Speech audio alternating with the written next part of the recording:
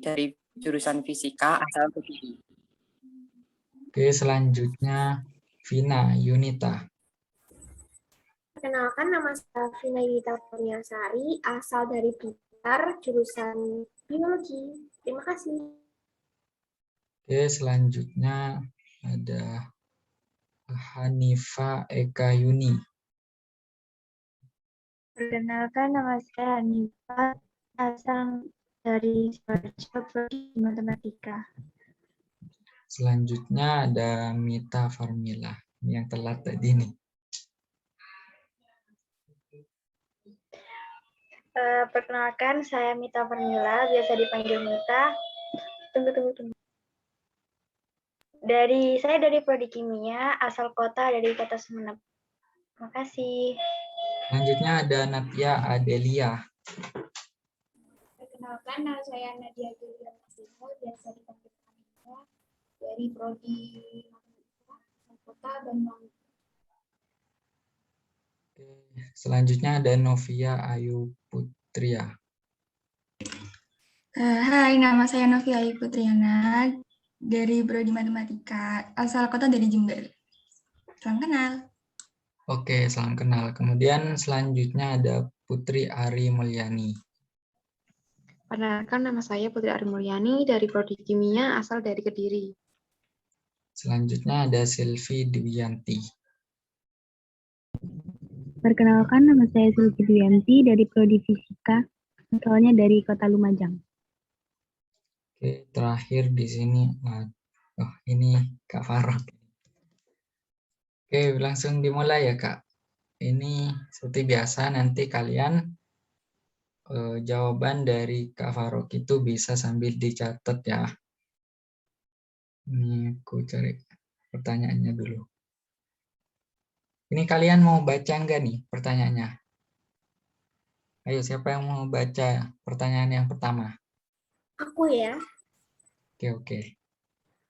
Apakah pernah kakak merasa jenuh selama kuliah kayak sama tugas, terus lapra kayak gitu? Kalau jika pernah, bagaimana cara mengatasi kejenuhan tersebut? Terima kasih. Oke, Kak Faro bisa dijawab Kak. Oke. Apakah pernah merasa jenuh? Ya, pernah merasa jenuh. Ya. Oke. Apakah kakak pernah merasa jenuh sama tugas, rapat, dan kuliah? Pernah. Dengan organisasi pun juga pernah. Bagaimana cara ngatasinnya? Yang pertama, kita harus tahu dulu self-healing kita. Apa kesukaan kita, apa hobi kita. Dengan itu kita bisa self-healing, kita bisa melupain jenuh-jenuh kita. Mungkin yang pertama kita suka nyanyi, kita bisa dengerin musik, kita bisa nulis lagu atau main gitar atau gimana. Terus yang kedua mungkin self-healingnya baca Quran ya bisa. Ya. Terus apalagi mungkin self-healingnya main game, ya istirahat saja, jangan dipaksa tubuh. Percuma, nanti kalau kamu paksa tubuh kamu, ya tugas kamu keleleran, nanti sakit, malah nggak ikut kuliah, itu susahnya. Terus umpama kita masih belum tahu self healing kita, nah pesan kamu apa sih? Rebahan, ya kerjain rebahan nggak apa-apa tugasnya, yang penting kelar, ya kan? Ya. Kalau Kak aku ini suka rebahan, tapi kerjaan tugas males. Ya ingat, kamu masuk di univ ini udah seneng, masa nggak mau berjuang sampai akhir? Ingat nggak perjuangan kamu selama SMA? Itu udah perjuangan belajar buat masuk universitas, masa nggak kamu lanjutin perjuangannya? Kan nggak fair sama perjuangan kamu, kok kamu males di tengah jalan. Kayak gitu sih. Jadi tergantung sama orangnya juga kan tiap orang punya kesenangan yang beda-beda gitu ya Kak. Iya. Oke, lanjut pertanyaan yang kedua. Ini siapa yang mau bacakan ini? Pertanyaan untuk yang kedua. Atau aku tunjuk aja nih? Aku. Oke. Di pertanyaan yang kedua, lingkungan perkuliahan itu kan berbeda ya Kak dengan SMA. Lalu apakah Kakak mempunyai tips bagi mahasiswa baru? Contohnya kayak beradaptasi gitu loh Kak. Oke. Yang pertama ya tipsnya, itu kita harus open minded. Kita nggak boleh berpikiran sempit. Pendapat orang itu berharga. Jadi kita itu harus lebih hargain orang. Kalau di SMA kan kita ketemunya masih temen gitu ya, sewilayah atau beda wilayah kan jarang. Nah di universitas kan orangnya beda-beda. Nah kita Ya, itu harus bisa berteman, contohlah sefrekuensi gitu. Kita bisa kalau punya teman sefrekuensi, kita bisa kerja bareng, kita bisa apa-apa bareng, masih ada temannya. Kalau semuanya nggak punya teman sefrekuensi, misalnya kawan yang bisa buat kerja kelompok, kerja bareng, bangun semangat kamu, jangan sampai down ya, jangan cari teman yang down. Nanti takutnya kamu juga ikut down gitu loh. ya. Cari yang sefrekuensi gitu ya, Kak. Oke, pertanyaan yang ketiga. Yuk, ayo siapa yang membaca?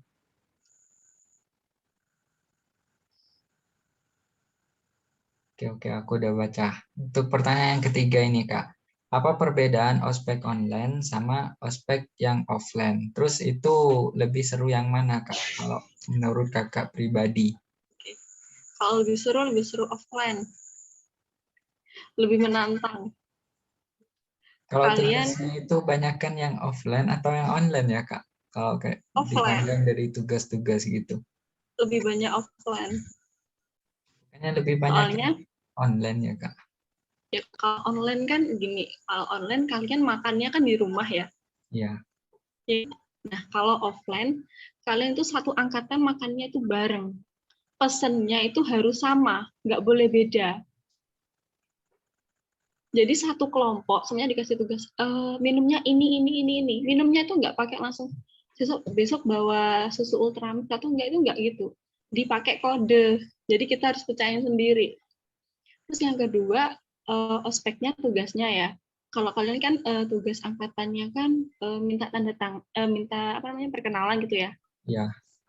Kita itu langsung Tatap tanya ke muka. temennya 360 dulu kan 360-an ya di 2019 satu angkatan itu kita minta tanda tangan satu persatu, kenalan satu-satu, nggak bisa bareng.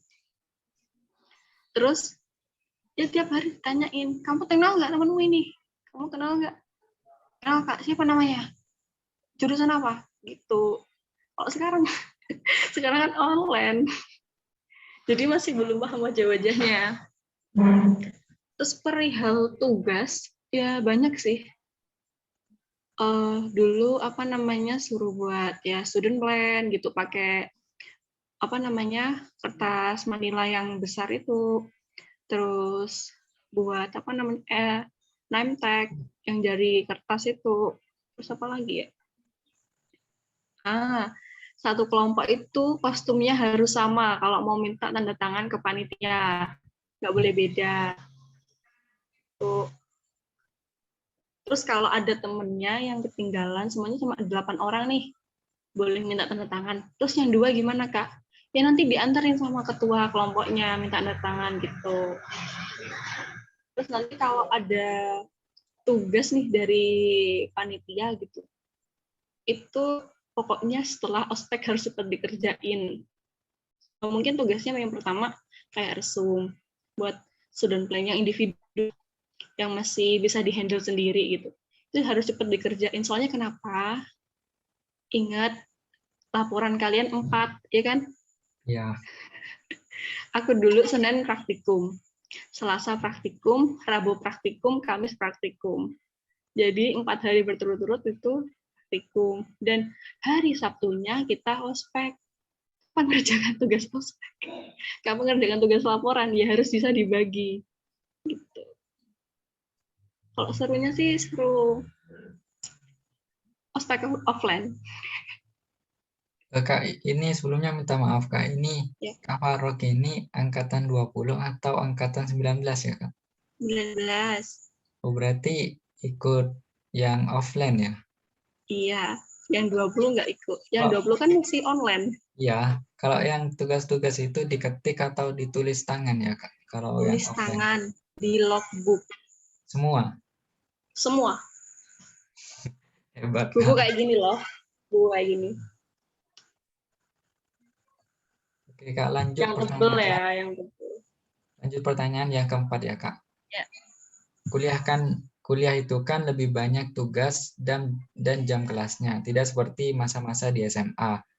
Nah, itu bagaimana kakak itu mengatur waktu atau manajemen waktu? Apakah nanti seharian itu hanya full belajar aja atau gimana? Ini pas masih awal atau gimana? Ya, mungkin di awal-awal juga. Ya, oke. Kan Di awal kan masih adaptasi belum juga. ikut UKM kan ya, masih belum Iya. ikut HMJ atau apa, masih belum boleh. Iya. Itu ya seharian full belajar. Jadi pertama sebelumnya kalian ya pagi ya jam 5.10 sampai istirahat nanti jam 6.50. Jam 7 ada kuliah lagi sampai jam 8.50. Habis itu ada kuliah lagi sampai jam 17.50. Nah, itu kan kalian pulang ke kosan. Ibaratlah udah offline ke Iya. kosan. Habis itu kan kalian capek. Masih pengen makan, masih pengen ini, masih pengen rebahan tah gitu. Mandi aja belum kepikiran mesti. Iya. Gitu. Aku biasanya ngerjakan tugas itu udah tak jadwal ya jam 8 sampai jam 10. Udah habis jam 10 stop tidur. Nanti di alarm jam 2:30 kita sholat tahajud, kerjakan lagi dah sampai pagi. Itu. Jadi secara nggak langsung nanti tugas kita itu selesai gitu. Iya. Ya sholatnya juga dijaga ya. Iya, Kak. Terus itu pernah nggak satu waktu mungkin keteteran tugas-tugasnya gitu? Oh, pernah. Terlalu banyak mungkin. Iya. Dulu pas habis ospek, kan Sabtu ospek nih. Nah, waktu ngerjakan tugas kan cuma malam minggu sama minggu pagi kan ya. Iya. Terus malam Seninnya kan udah harus ke aspek WA. Gimana tugasnya, laporannya, sudah selesai belum? Gitu. Yang itu makanya kerjaannya harus ekstra cepat gitu. Karena ngomong, maaf Kak, ini saya kurang ini. Ya sudah kumpulkan tepat masuk. Kalau nggak ngumpulkan ya nilai kamu kosong, kamu nggak ikut praktikum berarti gitu.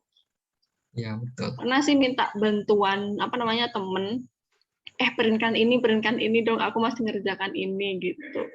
Tapi nggak minta ngerjain, enggak, maksudnya minta kayak tolong printkan ini gitu. Nunut lah bahasanya. Ya, Kalau mau print ini gitu. Oke, lanjut, Rek. Yang mau baca pertanyaan nomor 5 nih. Ayo, yang lain yang belum baca.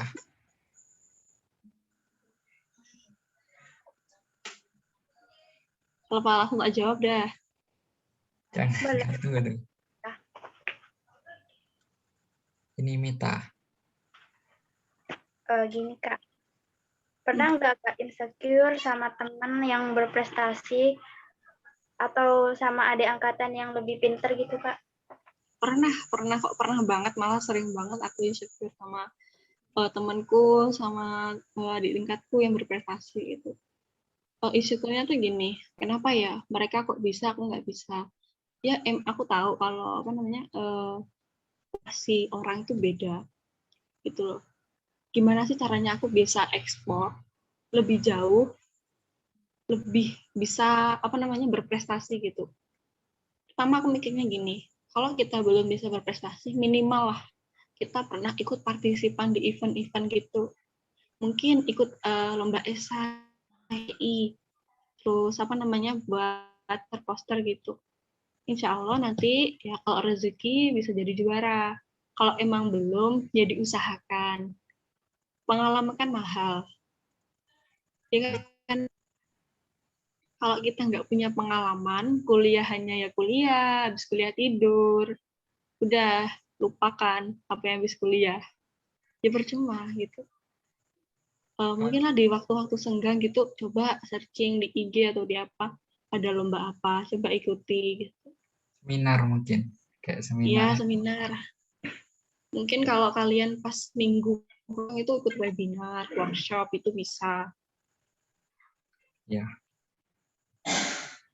Yuk lanjut Seenggaknya, pertanyaan yang ke-6 ya. Ini ada Vina Yunita, coba dibaca pertanyaan yang ke-6. Apa alasan kakak memutuskan untuk memilih FMIPA sebagai lanjutan pendidikan kakak? Oke, kenapa memilih FMIPA ya? Yang pertama itu aku dulu pas SMA pengen banget masuk ke fisika kalau nggak kimia. Nah, di orang tua nyetujuinnya itu di UNED, nggak boleh ke UGM. Jadi aku daftarnya di UNED, pilih fisika murni sama kimia murni. Ya, alhamdulillah keterima di fisika murni. Ya, Jalur alhamdulillah sampai apa, Kak, sekarang sih. kalau boleh tahu, Kak? Gimana? Jalur apa kalau boleh tahu? SNMPTN. Oh ya, Nah, lanjut, Kak. terus apa namanya? Temanku sih yang daftar ke IPA tapi nggak keturutan, keturutnya di teknik atau di mana gitu. Ya. Kalau pengen apa namanya, kenapa kok bisa bertahan? Ya emang pertama seneng. Kalau kalian seneng lama-lama ya jadi kebiasaan, bisa bertahan di situ. Jangan buat beban. Ya, betul. Oke, lanjut ya pertanyaan yang ke-7. Ini ada Hanifa Ekayuni. Coba dibaca pertanyaan yang ke-7.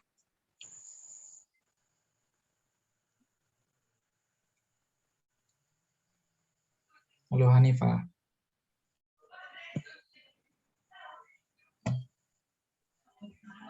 Oke, aku baca ya, Kak. Di sini pertanyaan yang ke-7, bagaimana perasaan Kakak itu berada di dunia FMIPA? Lalu mata kuliah apa yang menurut Kakak itu paling sulit? Terus alasannya apa? Kenapa mata kuliah itu terasa sulit gitu, Kak? Oke, yang pertama kenapa? Bagaimana perasaannya? Ya, perasaannya di FMIPA ya. FMIPA sih pertama seru. Apa nih? Aku jujur seru, menegangkan, melatih adrenalin. Ya. Terus apa namanya? Kita itu bisa keluar dari zona nyaman. Oke, yang 4 ini aja. Kenapa? Dosen itu menyuruh kita, membimbing kita untuk belajar sendiri. Bukan membimbing kita untuk, ayo, ini materinya tuh bla bla bla bla bla. Itu enggak. Coba dilihat PPT-nya, mana yang ditanyakan. Makanya dosen itu tugasnya membimbing mahasiswa untuk belajar sendiri. Nah, kan tertantang di situ. Kita lihat diri kita males nggak? Kalau males, jelasnya kita nunda-nunda tugasnya. Kalau kita rajin, ya langsung dikerjakan. Terus kalau apa namanya, mata kuliah yang sulit dipahami. Kalau di semester awal mungkin kaget ya, kok beda sama SMA? Kok levelnya tuh lebih hot gitu bahasanya. Kok apa namanya, dikit-dikit presentasi, dikit-dikit kuis, dikit-dikit apa gitu. Kenapa? Yang pertama, itu tuh pertama melatih mental kalian. Kalau di situasi mendesak, kalian tuh siap nggak? Bisa cari solusi nggak? Kayak gitu. Terus secara nggak langsung gitu, dosen tuh mesti apa namanya lihat mahasiswanya. Habis jelaskan materi, dilihat ada yang ditanyakan, oke, kalau diam saya akhiri perkuliahan hari ini. Gitu mesti. Ya. Kenapa? Oke, mahasiswa saya sudah paham, jadi pertemuan ke depan kalau soal ini saya keluarkan, seharusnya mahasiswa bisa. Itu mikirnya dosen. Makanya kalau dosen tanya, ya dipikir kembali lah. Pak, saya nggak ada yang paham. Bu, saya ada yang nggak paham. Gitu. Mungkin, Bu, di slide ini tolong dijelaskan kembali. Dosen tuh pasti senang kalau ada mahasiswa tanya. Ya, walaupun nanti ngomong gini, tadi kamu perhatikan nggak gitu. Jangan diambil hati, ngomong aja. Ini mata kuliahnya di spoiler nggak? Iya, agak apa-apa. Spill Kak, spill. Oke, kalau mata kuliah yang awal itu sulit ya. Di semester 3 aku. Kalau semester 1, 2 insya Allah masih bisa tertangani dengan baik. Kalau semester 3 itu. Tapi dosen ya, mata kuliahnya pertama elektronika. Kenapa? Dosennya itu ngomong, kalian mahasiswa sudah semester 3 harus bisa keluar dari zona nyaman. Jangan perbanyak diri kalian main handphone terus, nggak guna. Jadi pergunakan dengan baik waktunya. Yang kedua, belajar itu penting. Bukan yang penting belajar. Yang ketiga, di situasi apapun, kalau kalian sudah terbiasa di situasi yang tidak mengenakan, pasti suatu saat nanti jika kalian ditempatkan di suatu wilayah atau situasi yang nggak enak, pasti kalian bisa menyamarkan diri sendiri. Makanya di perkuliahan saya dimohon untuk siap mental, selalu memacu adrenalin, dan selalu di suasana yang menegangkan. Ya kayak gitu deh. Pertamanya ya gitu, grogi, keringet dingin, mikirnya udah, aduh dapat apa nanti ini di akhir gitu. Bisa nggak nih jawab pertanyaannya beliau? Penilaiannya mudah. Saya panggil, kalian jawab. Kalau saya panggil tidak kalian jawab, oke. Nilai kamu minus 100. Oke, goodbye di kelas saya. Udah. Lebih baik kamu menjawab, dan menjawab itu salah. Nilai kamu masih 0. Tapi kalau kamu tidak menjawab, kamu hadir, goodbye di kelas saya. Gitu. Makanya kita dilatih untuk siap. Kita semuanya, aku nggak belajar. Aku pernah nggak belajar. Ditanyain, coba kamu jawab ini apa? Aku diam 3 detik. Baik Bapak, saya jawab, jawabannya ini. Oke, kamu jawabannya kurang beruntung, salah ya. Coba dihitung lagi. Oke, kan aku jawab. Aku masih aman. Temanku hadir, dia open cam, tidak menjawab dosennya. Oke, goodbye. Kalau kamu ingin dapat nilai kamu kembali, jawab pertanyaan saya 3 kali berturut-turut untuk mengembalikan nilai kamu. Beneran. Kalau kamu semuanya masih leha-leha, nggak mau keluar di zona nyaman, pernah kok temanku sampai di-kick dari grup WA, nggak boleh masuk. Adminnya dosen. Kita bukan yang buat grup itu bukan kita, dosennya. Jadi kalau mau masuk ya izin ke bapaknya, ke ibunya. Dan dosennya atau bapak ibunya tidak menerima private message. Tidak menerima PC WA. Jadi harus Bagaimana? didatangi langsung ya, Kak? Iya, terus gimana dong? Kamu masuk Zoom, dilihat semua temannya, minta maaf ke bapaknya baik-baik, itu baru. Itu namanya bertanggung jawab. Kesalahan yang kamu perbuat, maka kamu harus bertanggung jawab. Secara nggak langsung kan melatih mental kita. Iya. Ya ada hikmahnya. Iya. Oke, mungkin bisa lanjut pertanyaan yang ke-8 ya, Kak. Ini mungkin yang lain ada yang mau bacakan pertanyaan yang ke-8 ini. Siapa aja dah, nggak apa-apa. Ayo, Re.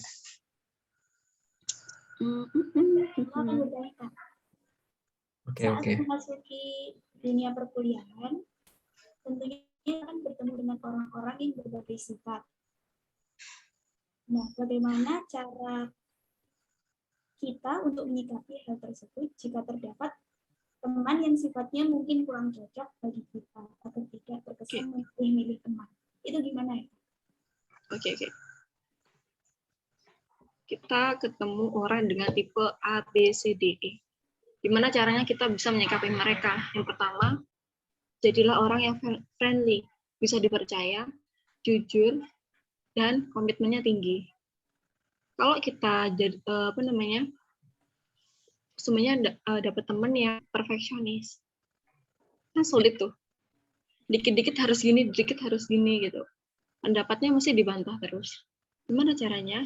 Oke, kita ngomongnya sabar, kita ngomongnya pelan, jangan menaikkan emosi. Terus kita dapat teman yang apa namanya, acuh nggak acuh, diam aja gitu. Gimana caranya? Kita pendekatan secara persuasif, dekati pelan-pelan. Gimana sih kamu gini, kayak akrab tapi nggak so akrab. Tahu kan maksudnya? Ya. Mengakrabi tapi nggak so akrab. Oke.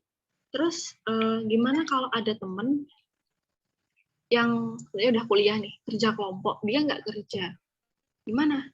Kayak kalau aku ada 3 level ya. Yang pertama, kita tanya baik-baik, gimana sih mana yang kamu nggak bisa? Apa mungkin kita tuker, kamu kerjakan ini, aku kerjakan itu. Oke. Yang kedua, kalau nggak bisa, dia ada halangan, laptop susah atau gimana, dibantu. Emang tuh. Terus yang ketiga, kalau emang susah dihubungi, susah apa pokoknya susah lah, level susah lah ya. Oke, kamu pengen nggak dapet nilai?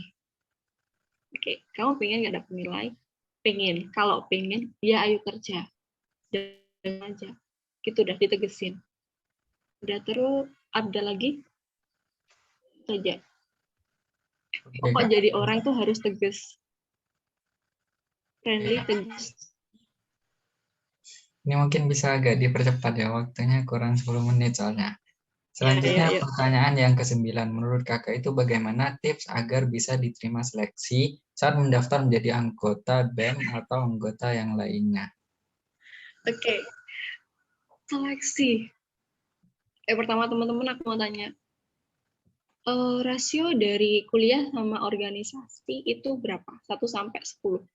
Kasih dah perbandingan kuliah sama organisasi.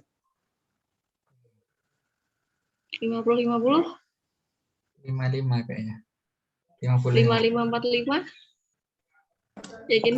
46. Oke. Oke. Kalau aku jawabnya mungkin akan 4-60. Kenapa? 60 itu untuk kuliah. Kuliah itu tugas kita, kewajiban kita. Soalnya kita udah pilih di universitas, kita niatnya apa? Kuliah. Yang kedua, kenapa 40%?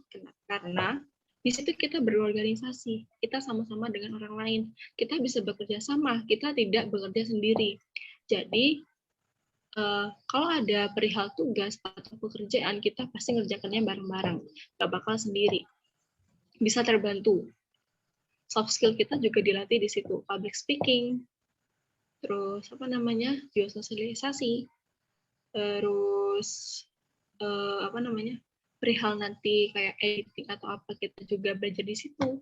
Gimana cara kita menghubungi orang yang kekuasaannya lebih tinggi dari kita, contoh dosen, wadek, dekan, kayak gitu. Oke. Kalau tips wawancaranya jangan ya.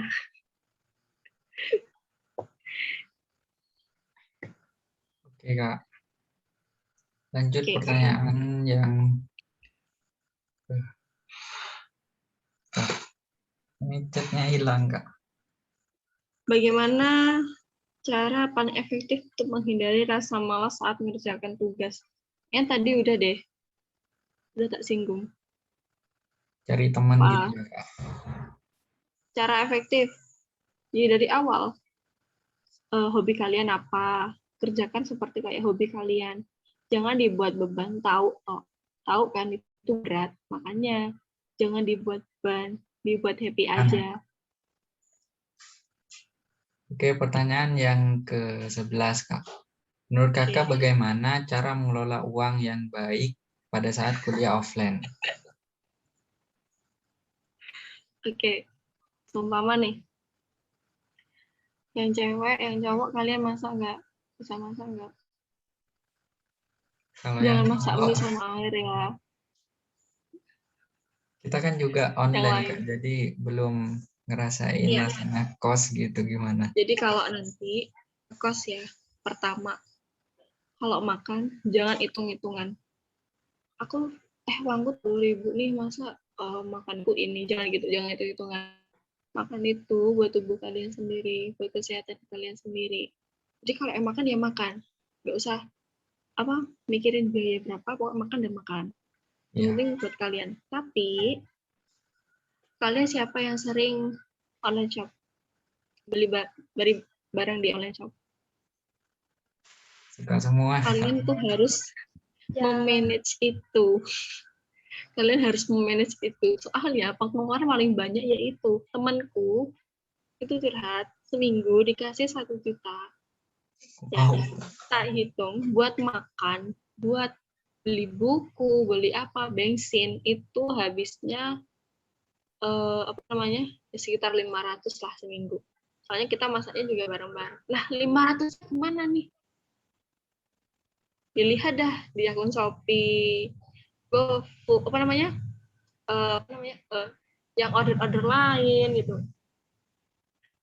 Ibunya juga gitu pas telepon. Kenapa?